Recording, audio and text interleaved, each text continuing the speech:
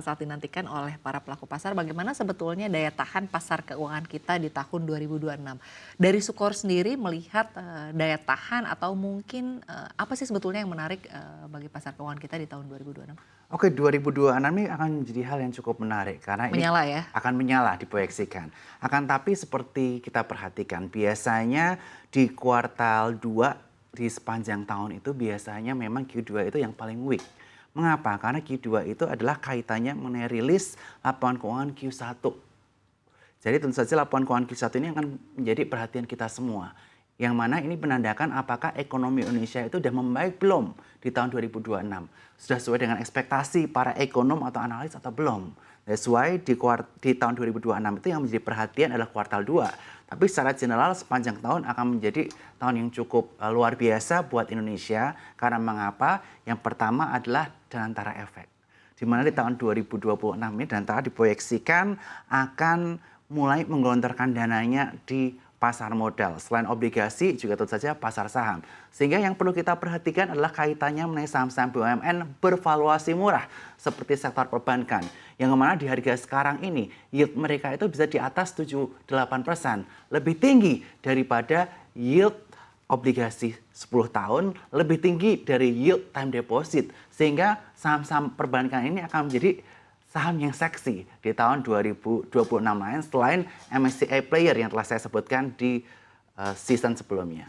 Baik, jadi tahun 2026 tahun yang akan menantang tapi menarik begitu ya, Yes. tahun yang cukup menantang tapi akan menarik. Tapi kalau kita berbicara mengenai fundamentalnya ini sebetulnya seperti apa tadi Anda menyampaikan bahwa untuk sektor finansial ya, saham-saham artinya saham-saham big caps begitu. Anda Betul. melihat secara valuasi boleh dibilang cukup murah begitu ya. Yes. Sebetulnya momentum yang oke juga untuk buy. Tapi fundamentalnya sendiri sebetulnya ini seperti apa sih dari kacamata Sukor sendiri? Kalau secara fundamental memang di tahun 2025 ini memang ada perlambatan pertumbuhan. Bahkan ada beberapa bank yang memang mengalami penurunan dari sisi laba bersih.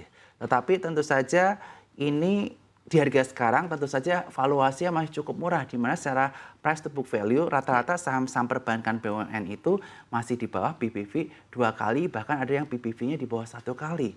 Nah oleh karena itu dari sisi net profit pun, dari sisi PE pun mereka rata-rata itu di bawah 20 atau bahkan ada yang di bawah 10 kali. Sehingga secara valuasi pun, secara potensi dividen yang akan didapatkan di tahun 2026 nanti, terutama pembagian dividen biasanya bulan April atau Mei, itu akan menjadi hal-hal yang dinantikan para investor, terutama investor jangka panjang.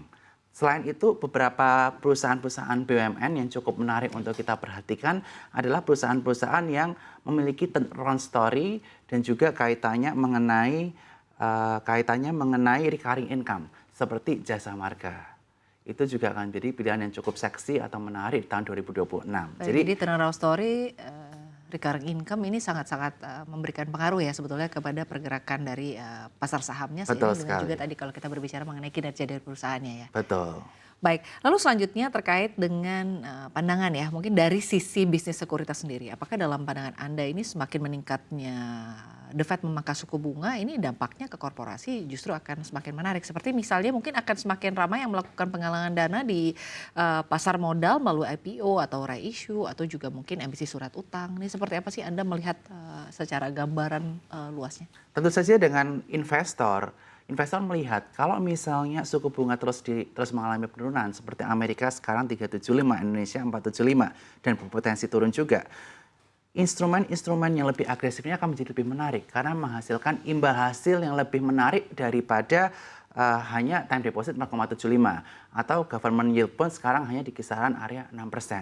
Bahkan tadi saya sampaikan juga dividen yield dari bank-bank BUMN akan menjadi lebih besar daripada itu. Sehingga tentu saja untuk menghasilkan return yang lebih optimal, terutama para fund manager atau insurance company atau dana pensiun, tentu saja capital market atau pasar saham ini akan menjadi hal yang menarik.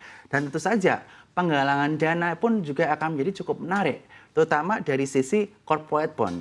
Mengapa? Karena corporate bond itu biasanya kalau dari single A rating area itu kuponnya di kisaran area 8% untuk yang 3 atau 5 tahun. Sehingga tentu saja ini akan menjadi proses penggalangan yang cukup menarik bagi investor dan juga bagi emiten yang akan menggalang dana dan melakukan diversifikasi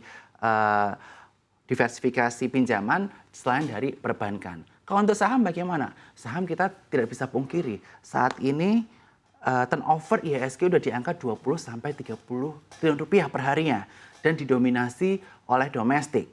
Dan juga kalau kita melihat IPO yang belakangan, RLCO mencatatkan lebih dari 800.000 SID yang ikut pooling. Supa lebih dari 1 juta SID. Oversubscribe RLCO lebih dari 200. Kalau Supa kita belum dapatkan informasi resmi, kita tunggu rilis dari medianya terlebih dahulu. Nah, ini menunjukkan apa? Animo pasar kaitannya dengan IPO itu luar biasa sekali. Sehingga tidak akan mengherankan jika tahun 2026 ini banyak emiten-emiten yang akan melakukan IPO selain tentu saja corporate bond issuance. Baik, Anda menyampaikan bahwa akan banyak begitu ini. Berapa banyak sih menurut proyeksi Anda? Menurut pandangan saya akan jauh lebih banyak daripada tahun 2025 yang hanya di kisaran area 30-an emiten ya yang IPO. Baik, jadi Anda melihat bahwa sebetulnya lagi-lagi ya pasar saham tahun 2026 masih akan oke ya. Tapi terkait dengan proyeksi pasar saham kita yang akan menyentuh level 9.000 ini sebetulnya kapan sih ada kemungkinan untuk menyentuh level 9.000-nya di akhir tahun ini kah atau sebetulnya mungkin di awal tahun depan? Karena kalau kita lihat memang kenaikan dari IHSG ini sangat-sangat menarik begitu ya. Sempat menyentuh level 6.800-an, terus kemudian ke 7.000, berubah efek sampai dengan ke 8.000 seperti sekarang lah, ke 8.700. Bahkan diproyeksikan akan menyentuh level 9.000. Nah, tanggapan Anda terkait dengan hal ini? Kapan sih sebetulnya nih momentumnya ini? Bahkan kalau kita lihat nih ya, ini penguatan IHSG selama 1 bulan saya sudah di atas 3,19%. Oke, jadi menurut pandangan saya, seperti saya sampaikan, sebulan terakhir asing masuk 2,5 T.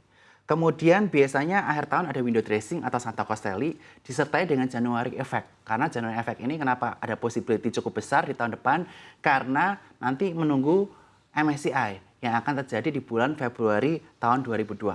Sehingga paling lambat menurut pandangan saya, Februari akan menjadi angka IHSG masuk ke all time high-nya di angka 9.000 lebih. Sebelum menurut pandangan saya, nanti ketika puasa ini akan ada aktivitas sell off karena akan ada libur yang sangat panjang mulai dari Nyepi, kemudian Lebaran hingga puasa dan mungkin banyak orang yang trauma juga. Setelah Lebaran tahun 2025 ini tarif Trump diluncurkan sehingga IHSG sempat trading halt. Sehingga ada potensi bulan puasa akan menjadi bulan penuh dengan koreksi di IHSG kita.